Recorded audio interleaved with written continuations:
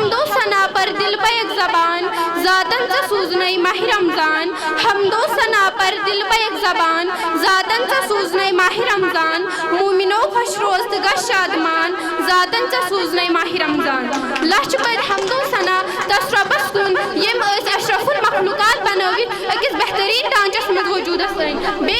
کروڑوں درود و سلام بذات نبی آخر زمان سند ذات اقدس پہ یہ ہندس امتی آسو شرف حاصل چھو یہ بات محتاج وضاحت نہیں ہے کہ ارکان اسلام میں روزہ تیسرا بنیادی رکن ہے جس کی پابندی شہادت توحید و رسالت اور نماز کے بعد فرض کا درجہ رکھتی ہے چونکہ حضرت علمدار شیخ نور الدین نے کیا خوب فرمایا ہے توشبن نماز بے رمضانس توشبن نماز بے رمضانس تی مالی لگیو چپانس سے آئے کریمہ کے حوالے سے اس میں دو باتیں بصیرت بیان کی گئی ہے ایک یہ کہ روزے صرف امت محمدی پر ہی نہیں بلکہ امت سابقہ پر بھی فرض کیے گئے تھے دوسرا روزے کا مقدس بیان کیا گیا ہے جو کہ آئے کریمہ کا لوب لباب ہے وہ لعلکم تتقون یعنی کہ تم متقی بن جاؤ as the Prophet Muhammad sallallahu alaihi wasallam said on the first night of Ramadan all the devils and rebellious jinn are shaken and all the gates of hell are closed none of them are left open all the doors of heaven are thrown open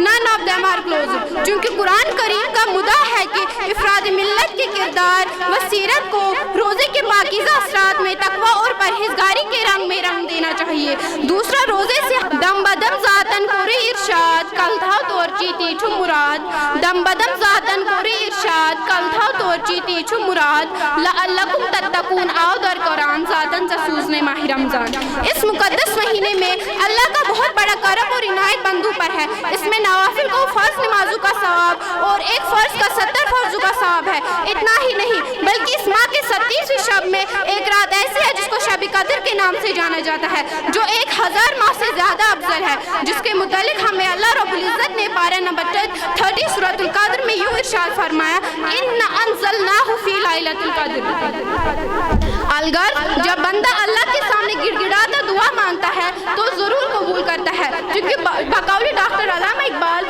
افلاق سے آتا ہے نالوں کا جواب آخر افلاق سے آتا ہے نالوں کا جواب آخر کرتے ہیں خطاب آخر اٹھتے ہیں حجاب آخر چونکہ اس گفتگو کا جو مقصد ہے وہ صرف یہی ہے کہ ایک مسلمان کو تقوی کے رنگ میں اپنے آپ کو رنگ دینا چاہیے جو اس کے لیے توشے آخرت ہوگا اب میں چند نعتیہ اشعار کے ساتھ اپنے موضوع کو اختتام کرنا چاہوں گا حمد و ثنا پر دل پہ ایک زبان ذاتن سے سوزنے ماہ رمضان حمد و ثنا پر دل پہ ایک زبان ذاتن سے سوزنے ماہ رمضان مومنو خوش روز گش شادمان ذاتن سے سوزنے ماہ رمضان استغفر اللہ پر ضد ہر آن حاصل تقوی کرتی روز جان استغفر اللہ پر ضد ہر آن حاصل تقوی کرتی روز جان منزل سے دور کی گسنے آسان ذاتن سے سوزنے ماہ رمضان دل تے زبان ونچھل پور پور دل آئینس مل کر دور دل تے زبان ونچھل پور پور دل آئینس مل کر دور تقوی زاری رہ گس سمران ذاتن سے سوزنے ماہ رمضان